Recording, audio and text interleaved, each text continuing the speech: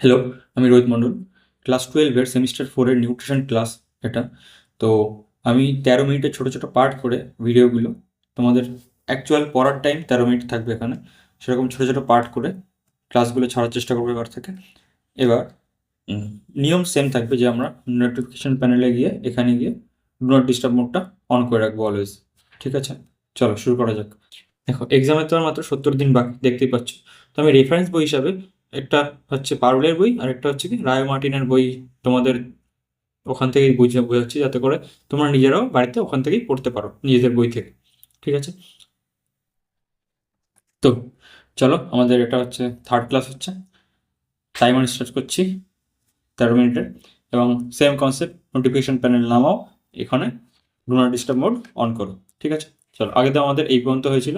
তো গর্ভপাত কি আগের ক্লাসে কিছুটা বলেছিলাম, এখানে বইয়ের কথাটা আন্ডারলাইন করে দিই। তাহলে প্রথম 20 সপ্তাহের মধ্যে, 20 সপ্তাহ মানে প্রায় 5 মাসে দাঁড়াচ্ছে, সেই সময় ভ্রূণের যদি মৃত্যু ঘটে তখন তাকে গর্ভপাত বলা হচ্ছে।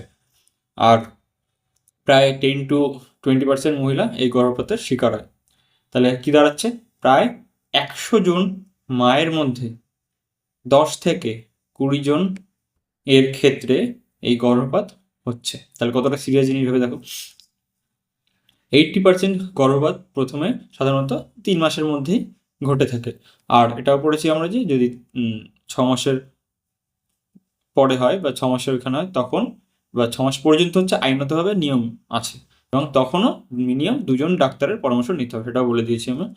আর চিকিৎসাগত পদ্ধতিতে ভ্রূণকে মায়ের থেকে নিয়ে আসে। চলো, এবার হচ্ছে কি, এই বইতে পারুলে কিছু জিনিস, ভালো জিনিসও দেওয়া আছে অমরা সম্পর্কে, প্লাসেন্টা সম্পর্কে, যেটা রায় মার্টিনের দেওয়া নেই। সেটা আমরা একবার পড়ে নিই, ভালো করে দেখে নিই।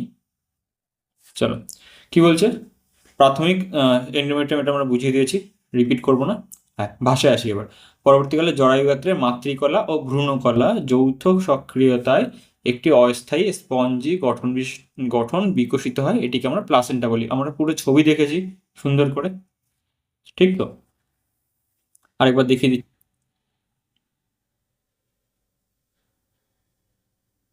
এই দেখ, এই যে ভ্রূণকলা এবং মাতৃকলা একসাথে তো মিক্স হয়ে তৈরি করছে অমরা বা প্লাসেন্টা।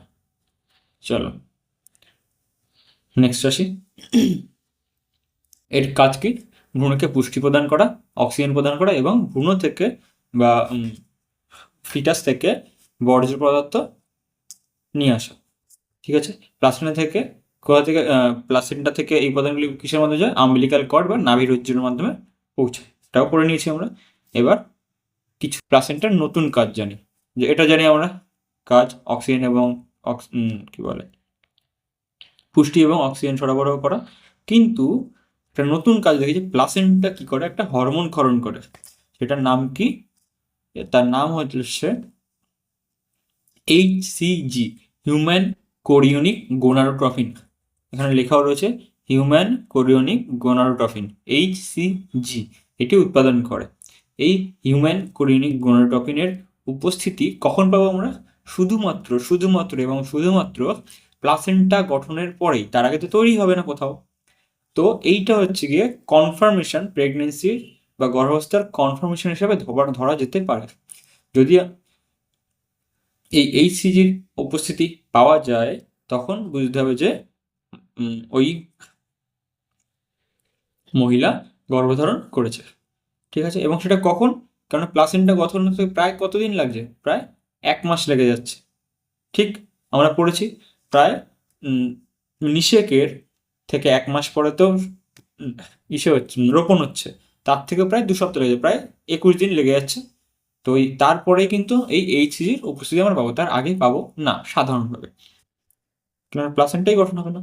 গেল, আর এই প্লাসেন্টার দৈর্ঘ্য কত, প্রায় 20 সেন্টিমিটার। 30 সেন্টিমিটারের বড় স্কেল হয়, আর তার থেকে 10 সেন্টিমিটার বাদ দাও, একটা ছোটো স্কেল বাদ দাও, বাকি যেটুকু থাকবে মানে দুটো ছোটো স্কেলের সমান, এত বড় 20 সেন্টিমিটার এরকম মায়ের দেহে এরকম আটকে থাকে। গেল, আর তার ওজন প্রায় 500 গ্রাম হয়। আর গর্ভাবস্থার 3য় সপ্তাহে আম্বিলিকাল, এই 3য় সপ্তাহে বললাম, জাস্ট যেটা বললাম যে 3য় সপ্তাহে গঠন শুরু হয় এবং 9ম সপ্তাহের মধ্যে কমপ্লিট হয়ে যায়, পুরোপুরি সম্পূর্ণ হয়।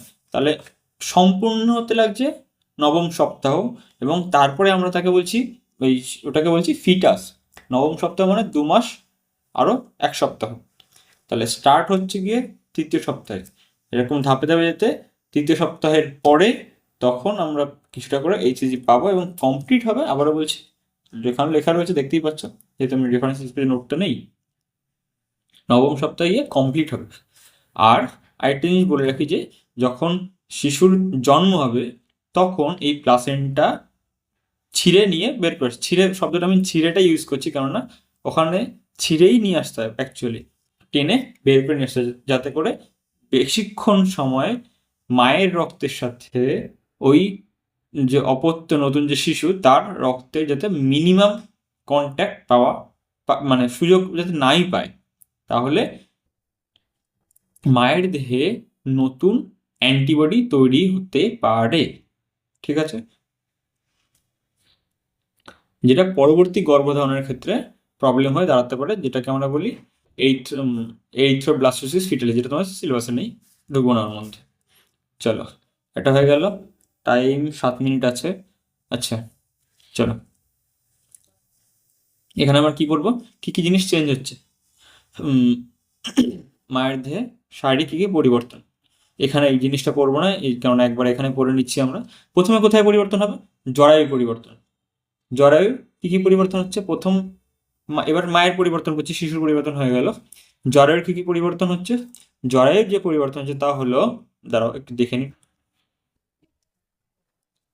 চলো পড়তে থাকি, দেখা যাক 13 মিনিটে কমপ্লিট না হলে কি হচ্ছে একদিন।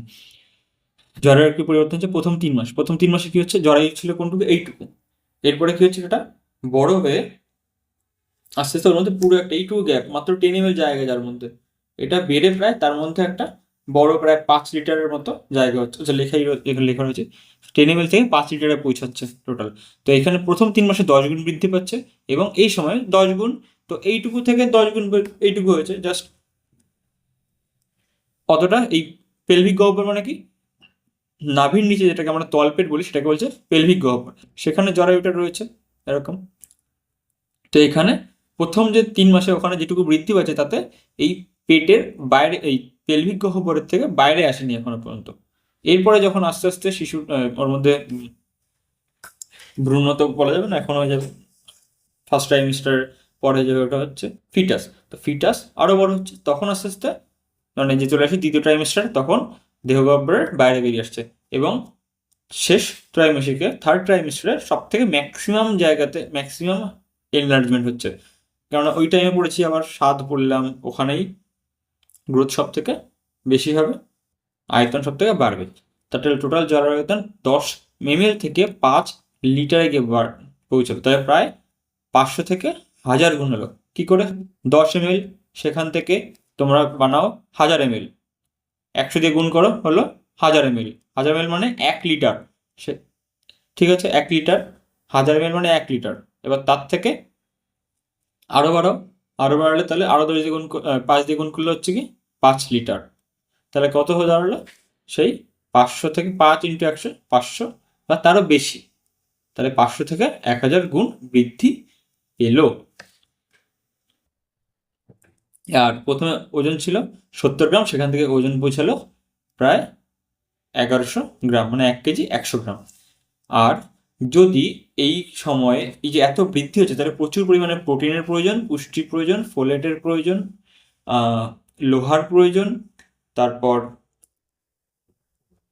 ভিটামিন, সব কিছুর প্রয়োজন। এই প্রয়োজন যদি না মেটে তখন সন্তান অপরিণত হয়ে যাবে, যাকে বলছে ইন্ট্রা ইউটেরাইন, ইন্ট্রা ফর ভেতরে, ইউটেরাইন মানে জরায়ু, জরায়ুর ভেতরে গ্রোথ রিডাকশন মানে কমে যাচ্ছে, জরায়ুর ভেতরে সন্তানের গ্রোথ হ্রাস পাবে বা ব্যাহত হবে। হয়ে গেছে। এবার মায়ের এবার অন্য একটা পরিবর্তন কি জিনিস, চলো বিএমআর দুটো বই থেকে মিলিয়ে পড়তে হবে, ঠিক আছে। টাইম কতক্ষণ বাকি আমাদের, চলো শেষ করার চেষ্টা করি ম্যাক্সিমামটাই, নাকি এটা অন্য ক্লাসে ঢুকাবো, চলো এটা অন্য ক্লাসে স্টার্ট করি, আজকের ক্লাস আমাদের এটুকুতেই থাকুক, ঠিক আছে। আচ্ছা এটার জায়গায় তো একটা অন্য জিনিস করে নিই, 13 মিনিট কমপ্লিট হয়ে যাবে। সেটা হচ্ছে গিয়ে মায়ের এই যে কি বলে ওটাকে, মায়ের যে মায়ের পুষ্টির সাথে ভ্রূণের পুষ্টি কি করে যুক্ত রয়েছে, এটা আমরা এখান থেকে বলবো। চলো এর মধ্যে দুটো পার্ট করি, একটা প্রসব পূর্ব সময়কাল আর প্রসব পূর্ব যত্ন। প্রসব পূর্ব সময়কাল, প্রসব বলতে শিশুর জন্মকে বলছি আমরা প্রসব, তাহলে তার আগের সময়কালটাকে বলছি শিশু প্রসব পূর্ব সময়কাল বা অ্যান্টি ন্যাটাল পিরিয়ড বা প্রি ন্যাটাল পিরিয়ড।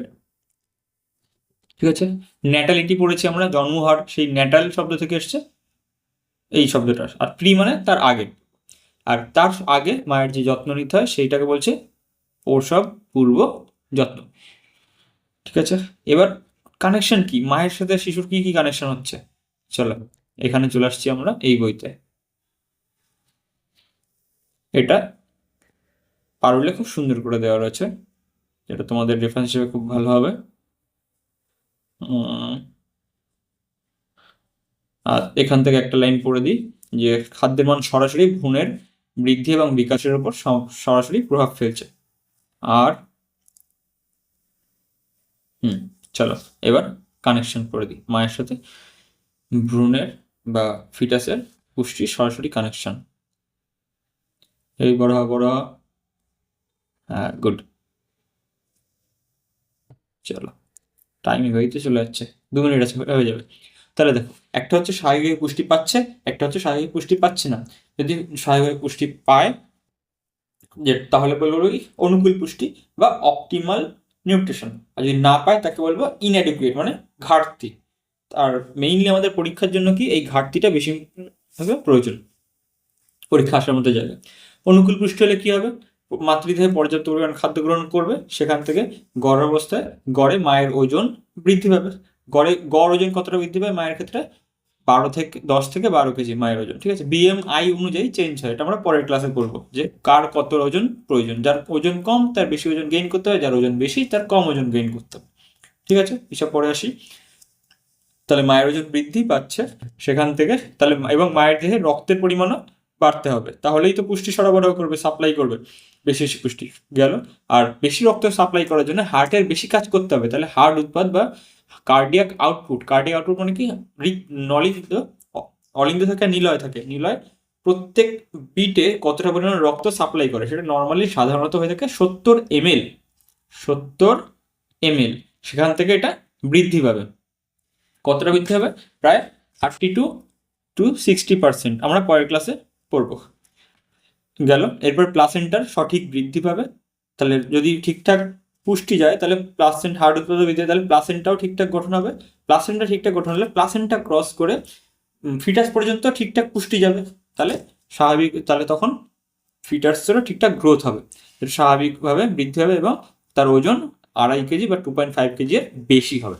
এবার তুলেছি এইগুলো না হলে কি হবে, না হলে হয়ে যাবে মায়ের দেহে অপুষ্টি দেখা, মানে অপর্যাপ্ত খাদ্য গ্রহণ হবে, মা রোগা থাকবে, এই 10 থেকে 12 কেজি ওয়েট গেইন হবে না, ফলে মায়ের দেহে স্বাভাবিক ওজনের চেয়ে কমে যাবে যেটুকু হওয়া উচিত, ফলে রক্তের পরিমাণও রক্তের পরিমাণও কমে যাবে, মায়ের দেহে অ্যানিমিয়া হতে পারে।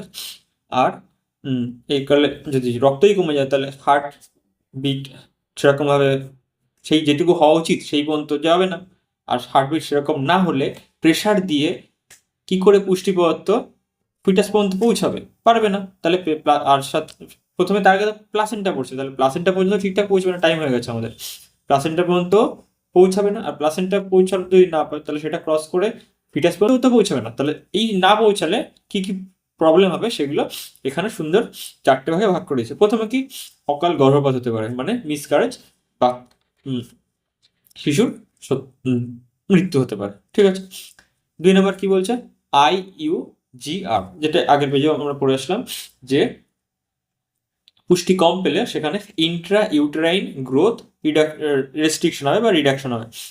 গ্রোথ ইন্ট্রা ফর ভেতরে, ইউটেরাইন মানে জরায়ুর ভেতরে, গ্রোথ মানে শিশুর গ্রোথ, রেস্ট্রিকশন হয় মানে বাধাপ্রাপ্ত হবে। আর এখানে চলেছে, তাহলে শিশুর গ্রোথ যদি বাধাপ্রাপ্ত হয় তাহলে কি হবে, ভ্রূণের বৃদ্ধি ব্যাহত হবে ওভারঅল, আর সাথে ওজনও কমে যাবে। 3 নম্বরও কমপ্লিট হয়ে গেল। আর এই শিশুর ওজন কমে যাওয়াটাকে আমরা বলি LBW, low birth weight. LBW ক্রিকেটের LBW না, লেগ বিফোর উইকেট না, লো বার্থ ওয়েট, ঠিক আছে। আর সেখান থেকে এবার শিশুর আবার এটাই ভাঙিয়ে আবার লিখেছে শিশুর আকার ছোট হয়ে যাবে এবং অপরিণত শিশুরা জন্ম হতে পারে। তো আজকের ক্লাস আমাদের এই পর্যন্ত, ঠিক আছে। নেক্সট ক্লাসে আমরা কি করব, এই মায়ের এই যে শারীরিক পরিবর্তন এগুলো একসাথে পড়ব। চলো টাটা।